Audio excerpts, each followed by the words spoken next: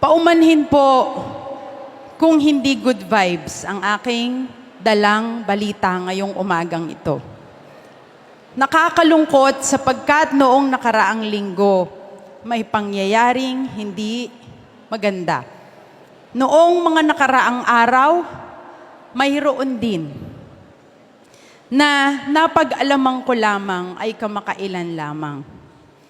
Bilang ina ng lungsod ng Tayabas, ginagawa po natin ang lahat upang ang mamamayan ng lungsod ng Tayabas ay magkaroon ng kapayapaan at kaayusan.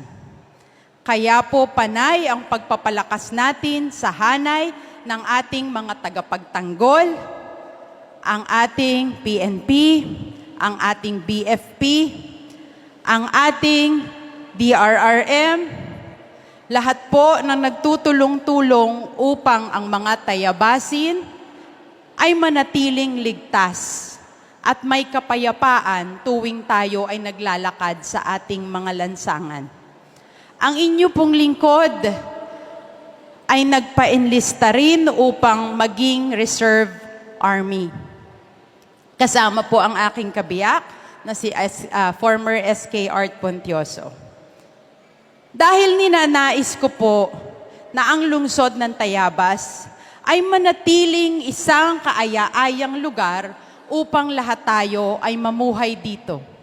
Sabi ko nga po nung unang flag ceremony na ako ay nag-assume bilang punong lungsod, ang pangarap ko po para sa lungsod ng Tayabas, to be the best place to live, to work, to play, and to raise a family.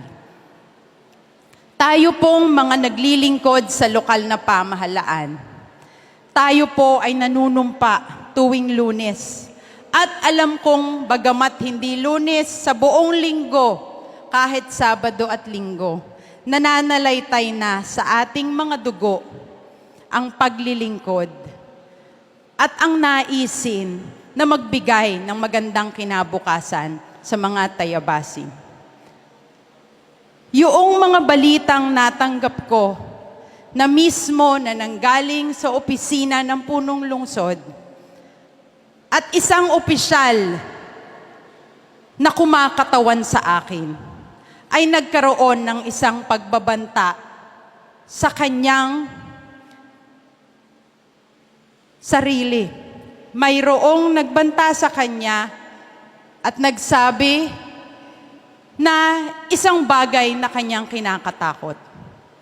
Sa lahat ng mga naglilingkod sa lokal na pamahalaan at kasama ko sa hangarin ng isang magandang lungsod ng Tayabas, umasa po kayo na kung meron man na magbabanta sa atin, sa ating kasiguruhan, sa ating kapayapaan, ako ang inyong kalaban.